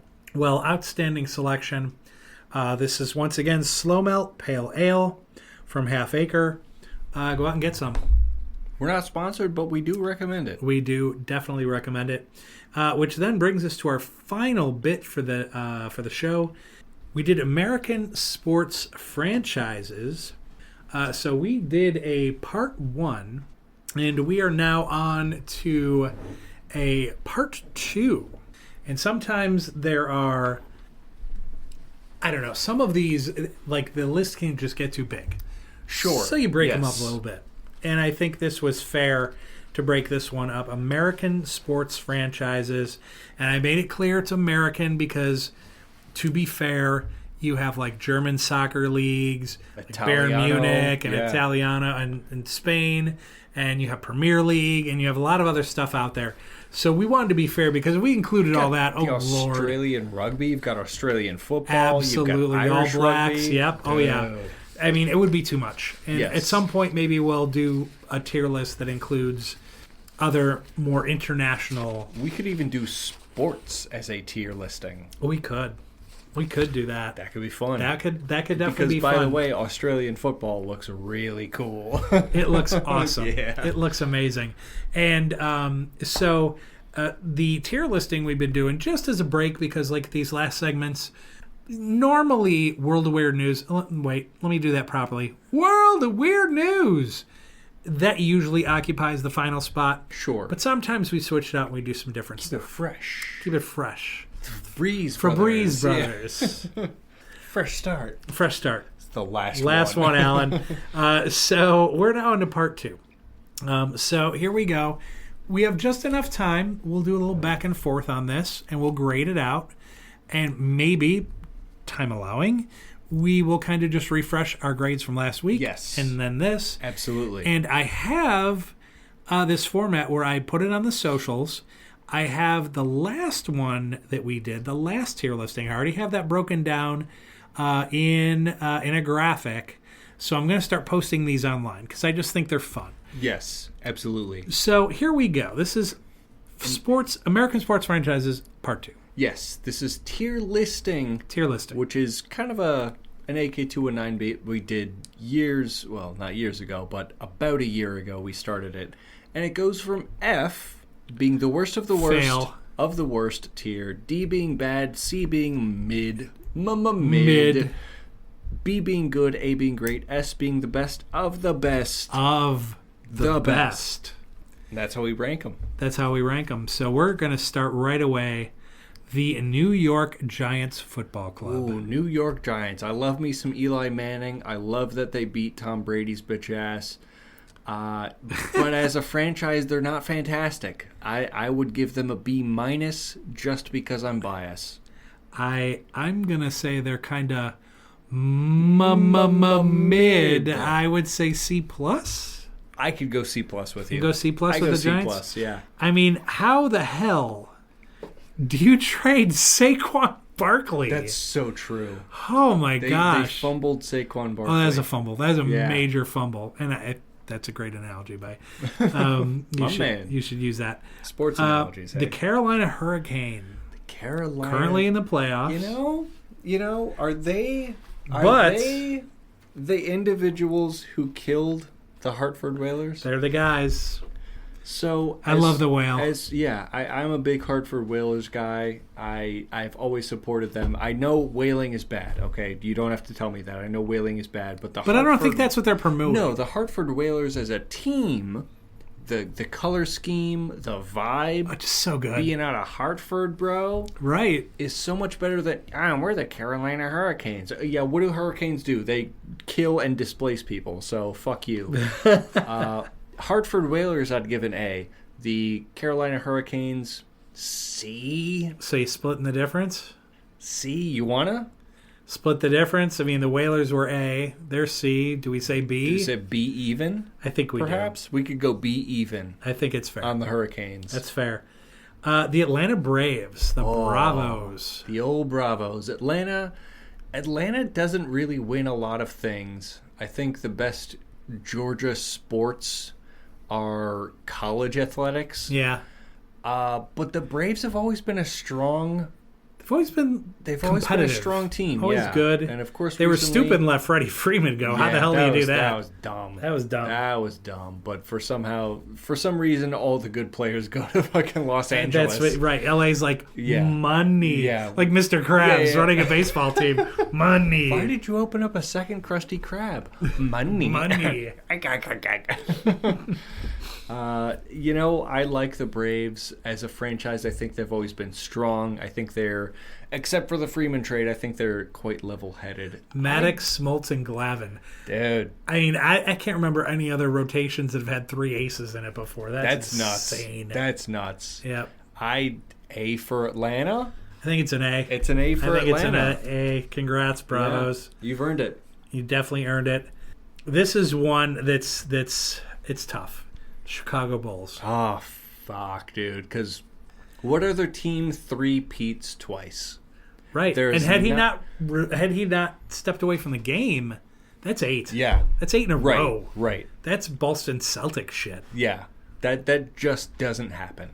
That just doesn't happen. I mean, you've got the All-Stars, you've got Pippen, you've got Jordan, you've got everyone that surrounded them, and then they just fall off a cliff. Right. The last 25 years, we've had like 3 good seasons. Who owns them? Oh, that's right. The Chicago White Sox guy. Yep. And they fucking suck. So, should you take the past into consideration? Grade on the overall. Right. I think absolutely you do.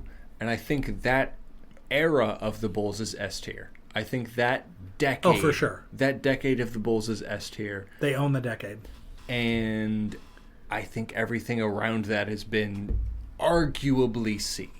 Arguably C. C, maybe C minus. Yeah. And I think, granted, their logo, their color scheme is the best. is So wonderful. Great. It's excellent.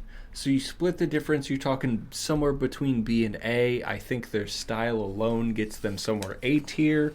I could go A minus.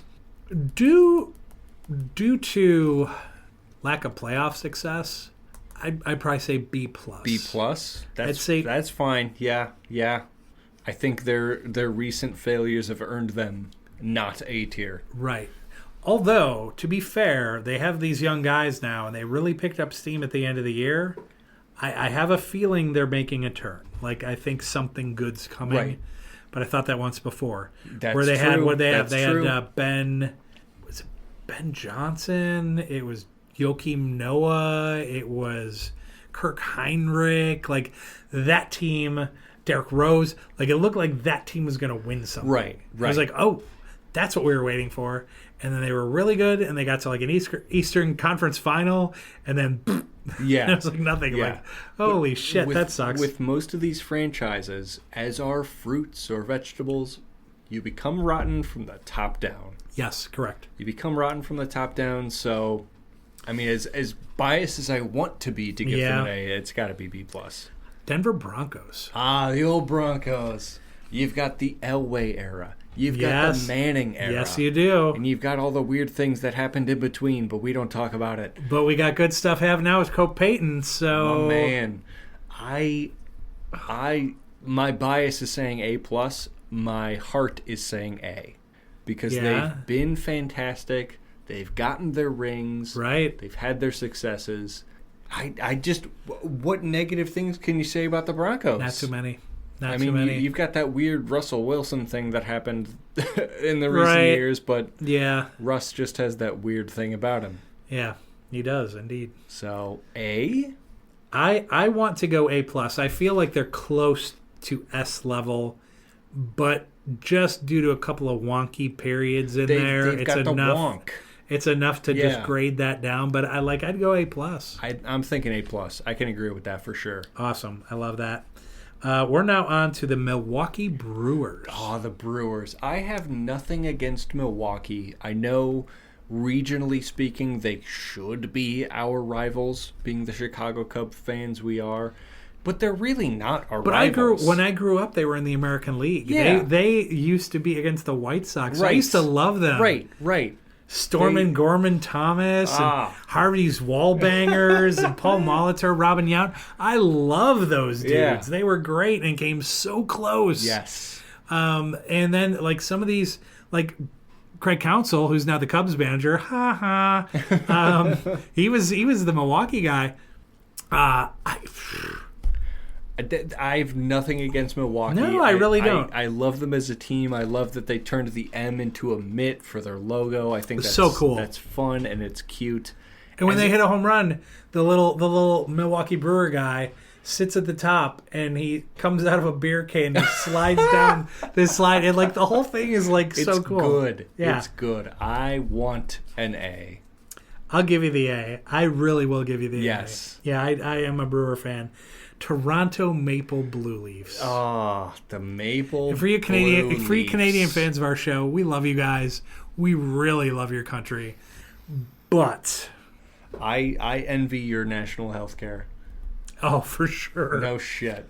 Yeah, your Blue Leafs are not good. No. I can't remember a time in my life when they've been good. I can't remember a time in my father's life when he's conveyed to me that they've been good. Nope. They've been back in my day, they had Ty Domi, who used to fuck with my New Jersey Devils all the time. The Jersey Devils. And Scott Stevens was in the penalty box, and he boarded Niedermeyer so bad, and Scott Stevens grabs his stick and starts pounding the glass with his stick and looking at Domi like, I'm going to kill you. And you can read him like, this is why I like hockey. Oh, yeah. That's why I like hockey, right here. It's where people can fight legally. Right, exactly. They're not good.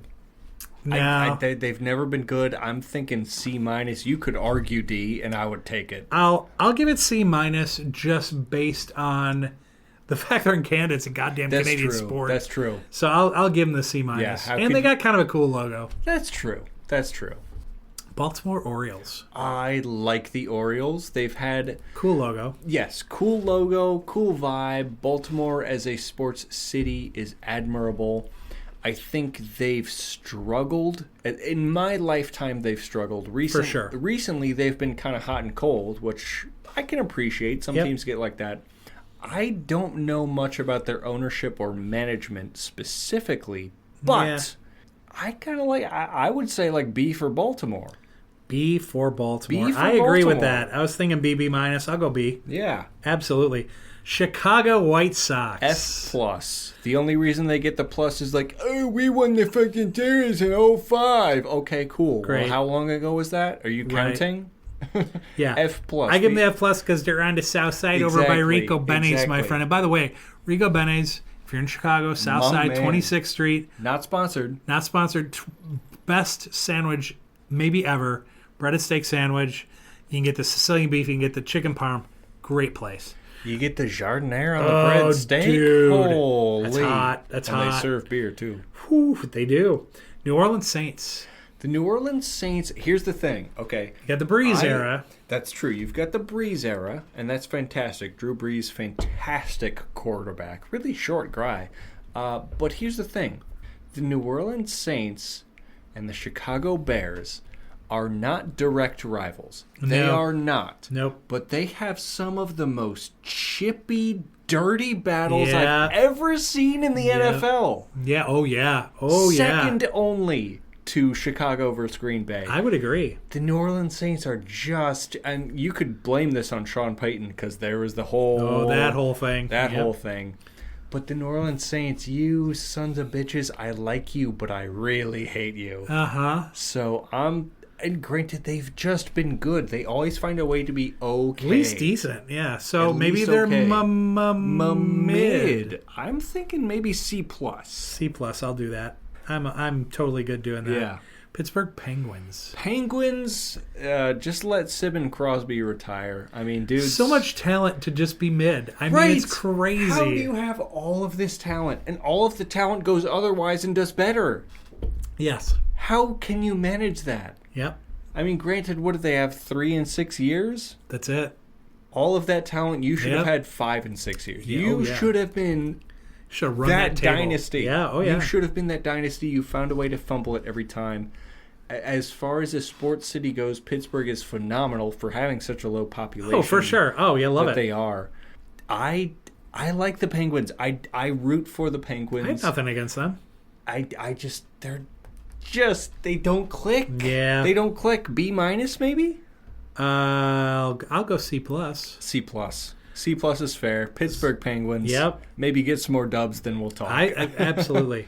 Jacksonville Jaguars. Oh, the Jags. I always root for underdogs because I love seeing upsets. It just kind of warms my heart seeing the big guy fail. Maybe that's my own hatred against capitalism seeping in, but the Jags have just never been good, and they've got these weird issues with the owner, and the owner owns other AEW wrestling and all sorts of crazy shit. What are you doing? Like, do you... That just ain't it. That just ain't it, Nope. brother. Nope. I mean... And, of course, Trev, right? Trev Lore, my man. I know. What's he doing? I don't know. Apparently not succeeding. Nope. That's a D. That's a D. I love that. Down I'm glad the you did middle. that. I thought you were going to be in the C area, and I would have to talk you down. No, I love that. You don't have to talk me down to shit. Pittsburgh Steelers. Ah. Well, the thing is... See, I love Coach Tomlin.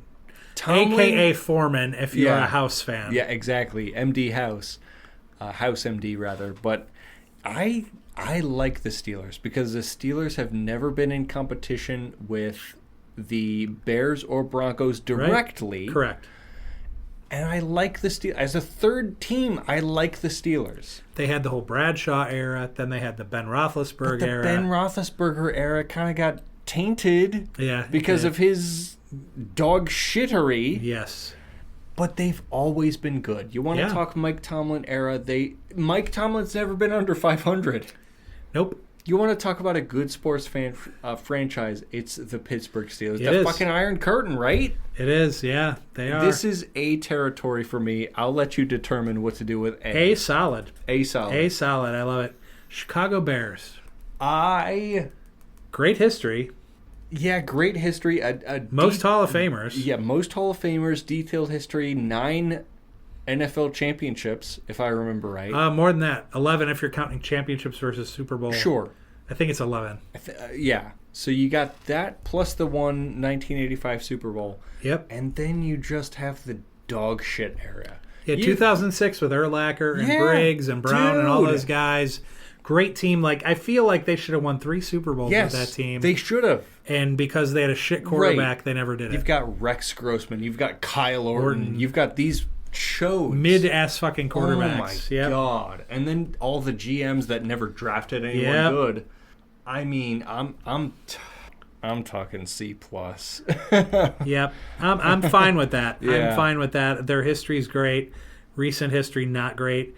New England Patriots, that's a great franchise. A+. I mean... You can hate them if you want, but... Right. Tom Brady was a complainer, but they just won. Yeah. They just won. Now you got Zappy and those homies. Yeah. And they still find a way. Yeah. Oh, yeah. Oh, yeah. Last one. San Diego Padres. I like the Padres. I love the Padres, man. like the Padres. They're fantastic. But sometimes they just miss something. Yeah. And they're in a good division too. It's like, I like the Padres. They've been fantastic. I'm thinking that's either B+, you're talking A territory. I would say B+ just because there's no World Series there. Okay, fair. They lost to Detroit in 84, and they might have lost one other one there too. But other than that, I mean, like, they've been competitive lately. I feel like they're going to be good this year. Of course, they're going to fall short to the Cubs, but sure. That being the case, their loss. I love their stadium. I love their logo. I love their vibe. I think they have a good team. I'm B+. B+, I can agree with. B+. All right, that concludes this week's tier listing. Giants C+, Carolina Hurricane B, Atlanta Braves A, Chicago Bulls B+, Denver Broncos A+, Milwaukee Brewers A, Toronto Maple Leafs C-, Baltimore Orioles B, Chicago White Sox F+. You were lucky to get that. You were lucky to get that. New Orleans Saints C+, Pittsburgh Penguins C+, Jacksonville Jaguars D, Pittsburgh Steelers A, Chicago Bears C+, New England Patriots A+, and San Diego Padres B+. To be added to last week's list, Cowboys D+, Cubs A+, Lakers C. That's your fault. Yeah. New York Jets F, Philadelphia Eagles B-, New York Giants D+, LA Dodgers A, New York Rangers C, Detroit Red Wings B+, San Francisco 49ers B+, Houston Astros F, St. Louis Blues F. That's a bad report card. Beautiful. Celtics S, the only S. The only S. The Celtics, Seattle Seahawks A, Boston Red Sox A+. Beautiful. And that does it. Yep. That does it for this week. I appreciate you guys very much.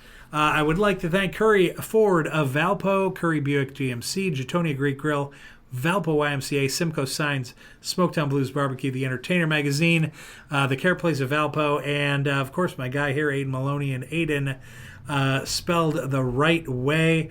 Quick plug there for any of your stuff. Aiden spelled the right way on YouTube.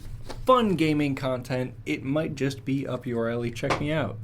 Yes, and please like, subscribe, share, all that kind of good stuff. Thank you so much for listening in.